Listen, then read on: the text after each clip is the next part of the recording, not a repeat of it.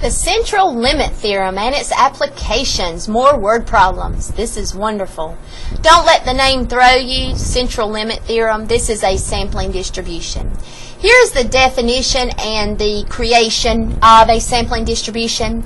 It is a distribution obtained by using the means computed from random samples of size n taken from the same given population. The mean of the sample means equals the original population's mean. The standard deviation of the sample means is smaller than the population's standard deviation, since means are less variable than individual data. It has another name called the standard error of the mean. The central limit theorem says that as size of samples taken from the given population increases without bound, the shape of the sampling distribution approaches a normal distribution. When the original variable x is normally distributed, the distribution of sample means will also be normal for any sample size. If the original variable x is not necessarily normally distributed, sample sizes of at least 30 are needed to assume normality. So again, to create a sampling distribution, you take a population. From the population, you take as many samples as possible, all having the same size. For each sample that you take, you calculate the sample mean x bar. So you end up with a distribution of sample means. And we have 4 major word problems that we're going to talk about in this particular lecture. The first page would be the one-page z-table. Again, this Tegrity lecture is going to deal with the 2-page z-table, the current edition of the textbook. Again, we have calculator tips.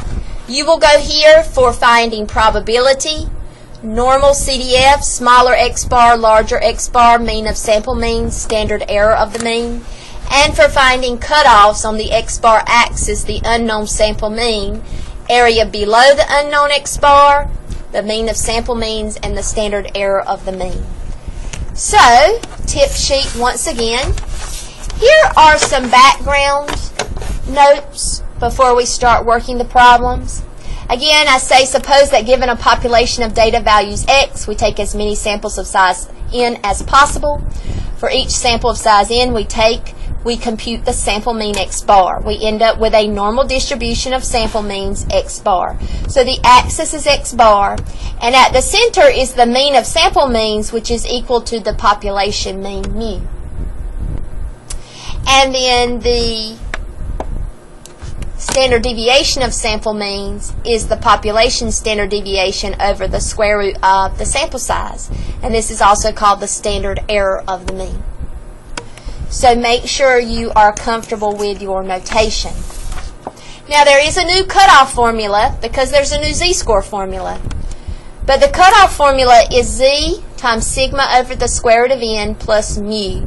And we're going to use this cutoff formula for the last couple of problems on the sheet. We're going to start with problem number 1. So here we go. And there are only 4 problems. I will say that at the end of this lecture,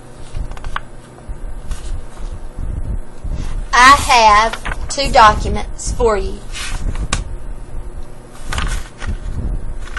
And I have the blank copy,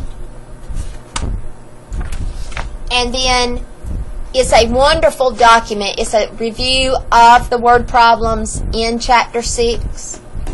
I have just regular normal distribution in X problems, and then I have sampling distribution problems. Here are the answers if you just use the z-table, and the pictures you see here would be the one-page z-table. But the answers are the same even if you use the 2-page z-table. You still get these same answers using the z-table, 1-page or 2-page. But the work you see is for the 1-page, the old edition of the textbook. And then here are the calculator commands for those same problems to receive the correct answer. So if I were you, I would definitely take some time to look at those problems as a great review. So question 1. For a large group of people, hemoglobin levels in the blood were recorded with a population mean of 21 grams per milliliter and a standard deviation of 2 grams per milliliter. Assuming the normality of the described variable above, consider taking samples of size 25 people and creating a sampling distribution. Find the probability that a sample mean selected at random will be at least 21.3 grams per milliliter. Keywords. Find the probability that a sample mean selected at random. It did not say to find the probability that an individual person selected at random, that would be X, is at least 21.3. It says sample mean selected at random will be at least 21.3. Very, very important. So I am going to write down what's given in the problem, draw the picture. By hand, we will need to go to Z using the Z-score formula and using the Z-table. So given information. Okay? It's all about hemoglobin levels. So for a large group of people, hemoglobin levels in the blood were recorded with a population mean of 21.0 grams per milliliter. So the population mean is 21.0 grams per milliliter, and with a standard deviation of 2.0 grams per milliliter. And that's population, because the first sentence they are referring to the population of people. And then it says, assuming normality of the described variable above, which is X, consider taking samples of size 25 to create a sampling distribution. So we take samples of size 25, as many samples as we can, size 25. For each sample we take, we find the sample mean X bar to create a sampling distribution. So the axis is X bar. Find the probability that a sample mean selected at random will be at least 21.3. So let me write that down. Find the probability that a sample mean, and that's X bar, selected at random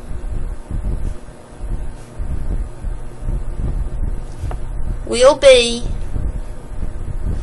at least 21.3 grams per milliliter. Notation-wise, that's X bar greater than or equal to 21.3. Don't let the greater than or equal to throw you. That is technically at least greater than or equal to. Now, in the picture, the population mean is the mean of sample means. So at the center, mean of sample means is 21.0. And then that allows us to put the 21.3 where it should fall. Find the probability that a sample mean selected at random is at least 21.3 grams per milliliter. Greater than or equal to means to shade above it. So that area is the answer to this question. The next thing we have to do is find the Z-score for X bar equals 21.3. That's going to be X bar minus mu divided by sigma over the square root of n. So 21.3 minus 21.0 divided by 2.0 over the square root of 25. So your denominator is 2/5.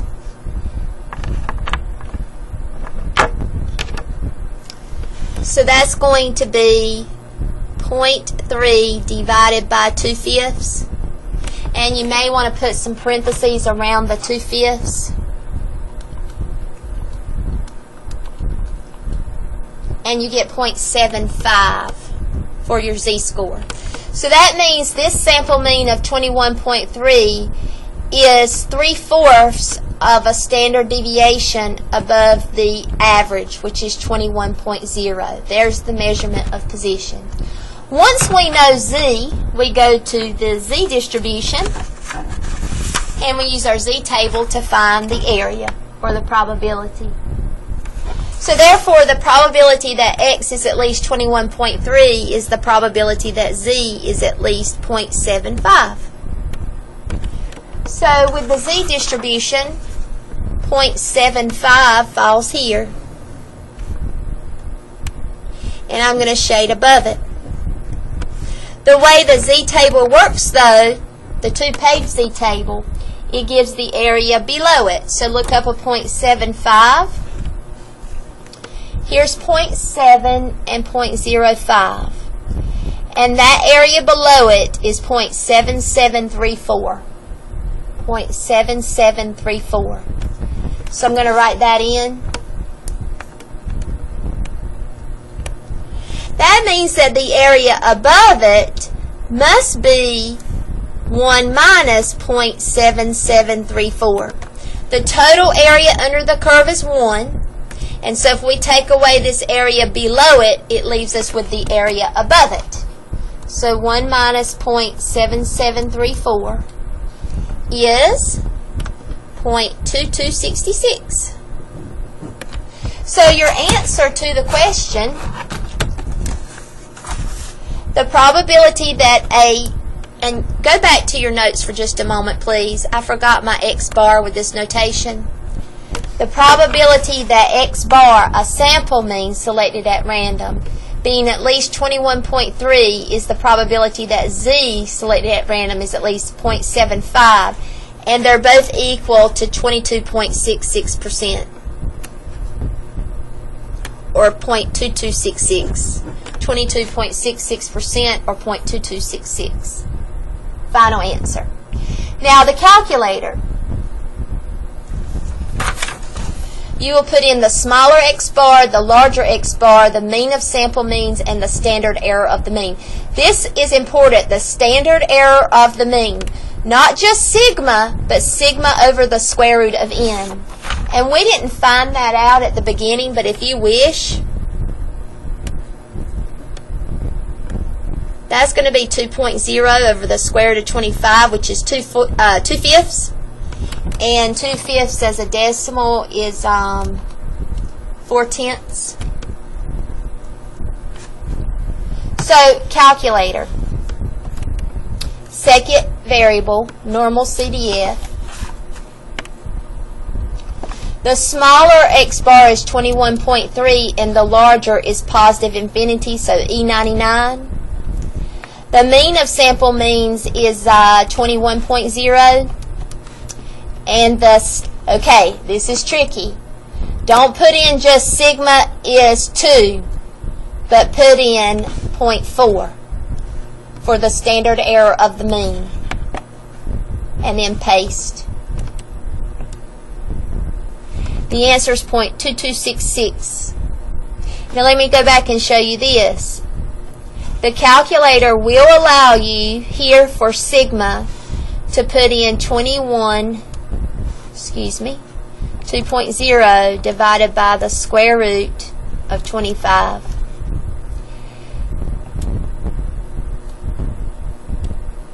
.2266. So if you don't want to find the standard error of the mean first, which is not always such a nice number, it may be best to put it in as 2 over the square root of 25 if it's not a nice number like 0.4, so that you're not throwing any of your calculations off. You could find it first, but I say once you're there, just put it in as 2 over the square root of 25, which is the standard error of the mean. You'll only do this with a sampling distribution. Now with this calculator, you just need commas. Second variables, normal CDF, 21.3, comma E99, comma 21.0, comma 2.0 divided by the square root of 25.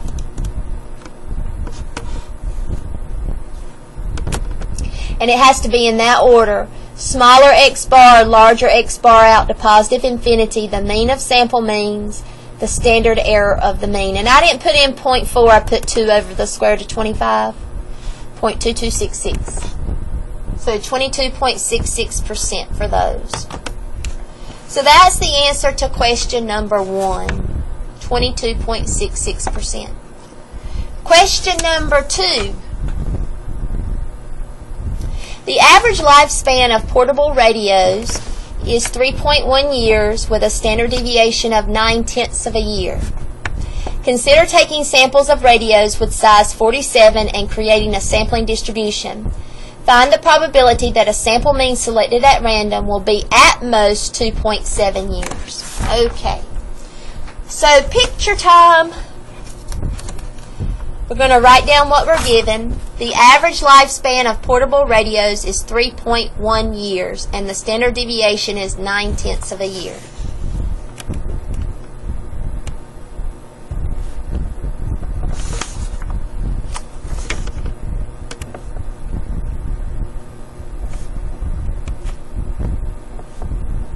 Not even a whole year. Consider taking samples of radios of size 47. That's the big clue that we're creating a sampling distribution. And create a sampling distribution. That's another big clue. I just come out and say it. Find the probability that a sample mean selected at random. Not a radio selected at random, but a sample mean X bar selected at random will be at most 2.7. So find the probability that a sample mean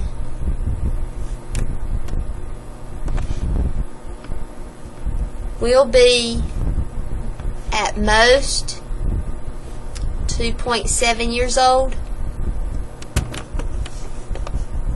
Now, notation-wise, that's the probability that X bar is less than or equal to 2.7. Because at most means less than or equal to. And that is X bar. So we have an X bar axis.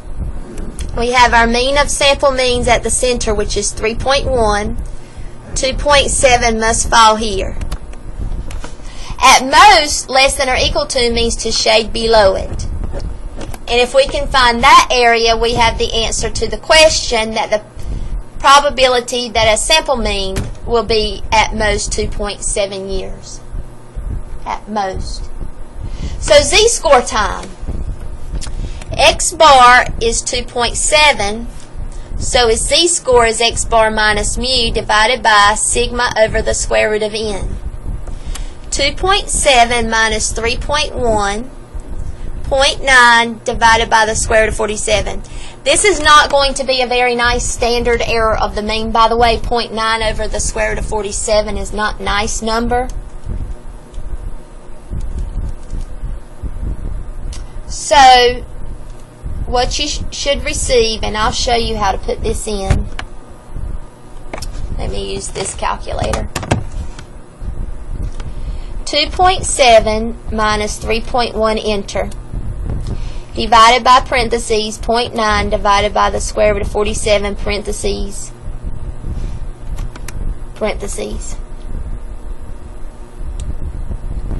Negative 3.05 is the z-score. Negative 3.05 is your z-score. So, let's come back over here, and this means that this 2.7 is 3.05 standard deviations below the average of 3.1. So now we have to go to Z. I'm just checking my numbers and making sure everything's okay. If we go to Z, we have to put negative 3.05. Here's my Z. Negative 3.05 is here. And I want to shade below it. And I do that because the probability that X bar is at most 2.7 is the probability that Z is at most negative 3.05. So I shade below it.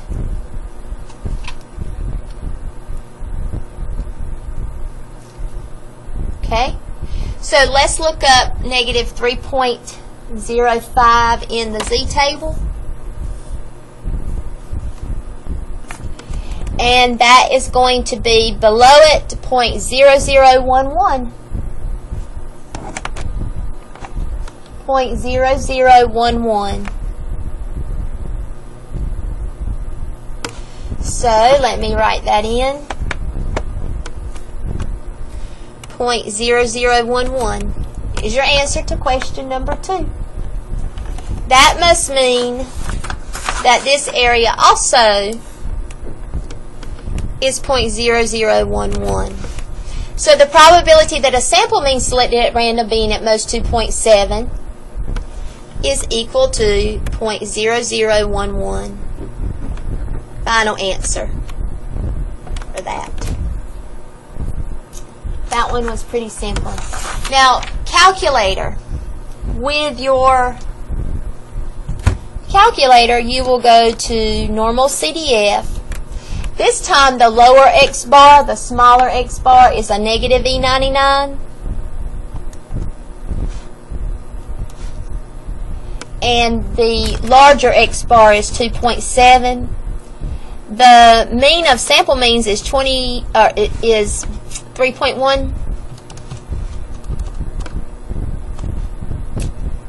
And the standard error of the mean is, now this is where it's going to be important to say 0.9 divided by the square root of 47, since the standard error of the mean is not a very nice number.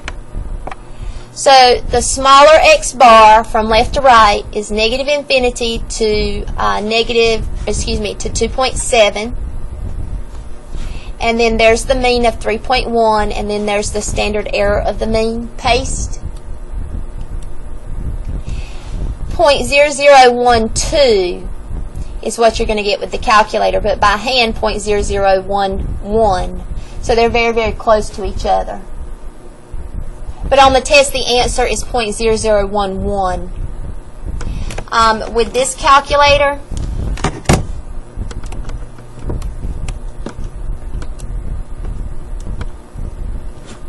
you would do negative E99, comma, 2.7, comma, 3.1, comma, and 0.9 divided by the square root of 47, parentheses, parentheses.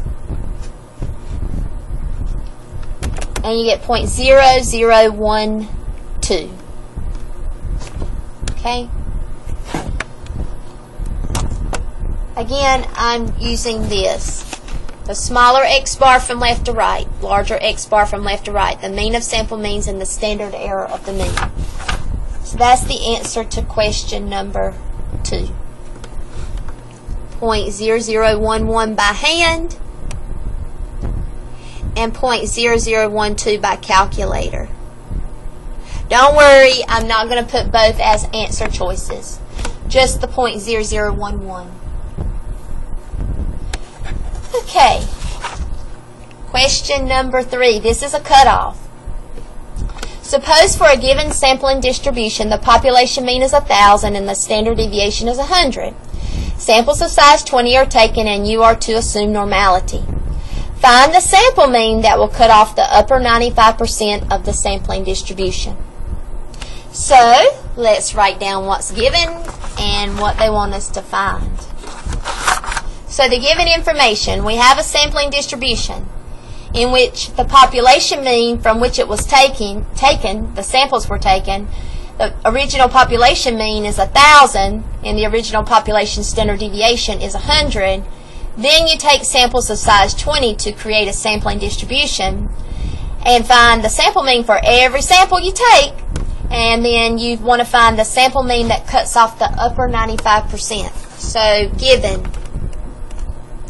the original population from which we take our sampling distribution is 1,000, the mean is 1,000, and the standard deviation is 100, the original population. Then we take samples of size 20. For every sample we take, we find the sample mean X bar to create a sampling distribution. So this is an X bar axis. Find the sample mean, and that's X bar, that cuts off the upper 95% of the sampling distribution. Okay, so the mean of sample means is 1,000 because it's equal to the original population mean. To cut off the upper 95%, you're either going to say your unknown X bar falls here or your unknown X bar falls here. But it does cut off the upper 95%. So since it's upper 95%, the unknown X bar has to fall here, because that's a very large area that it's cutting off. All of that shaded is 95%, 0.9500. That means that the area below it is 5%. So this is 0.05 or 5%. 95% is upper or above, and 5% is lower or below. So with this particular type of problem, we are going to use the cutoff formula, z times sigma over the square root of n plus mu. If you notice, the only thing we don't know is the z-score. We need the z-score for this unknown sample mean that cuts off the upper 95%.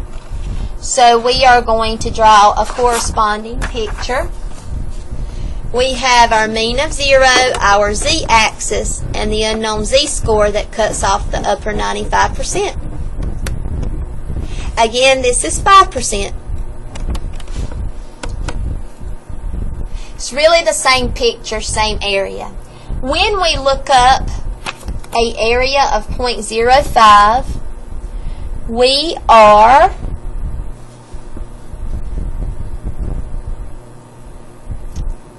.05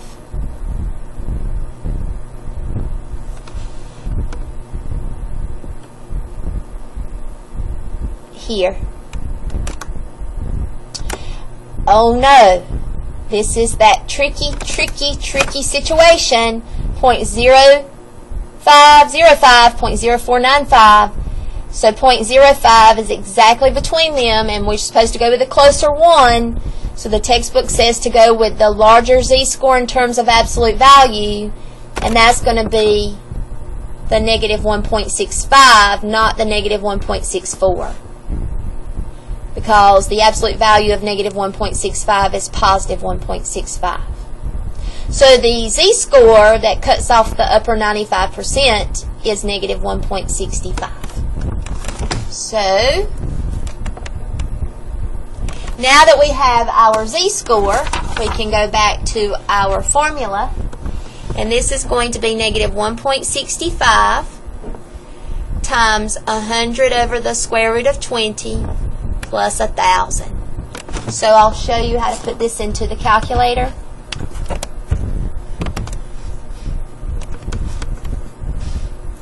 Negative 1.65 times 100 divided by the square root of 20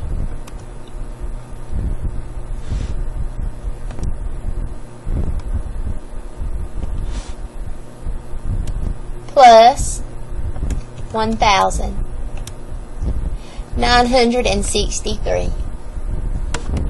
And I'm just going to leave it as 963 as a whole number. On a test, I would tell you to round to 963. A whole number, and that is rounded accurately to 963. So that would be here. 963 is the unknown sample mean in this distribution that cuts off the upper 95%. The calculator.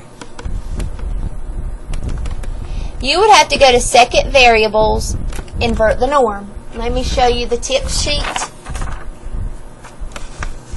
You want to put in the area to the left of the unknown X bar, the mean of sample means, and the standard error of the mean in that order. So invert the norm.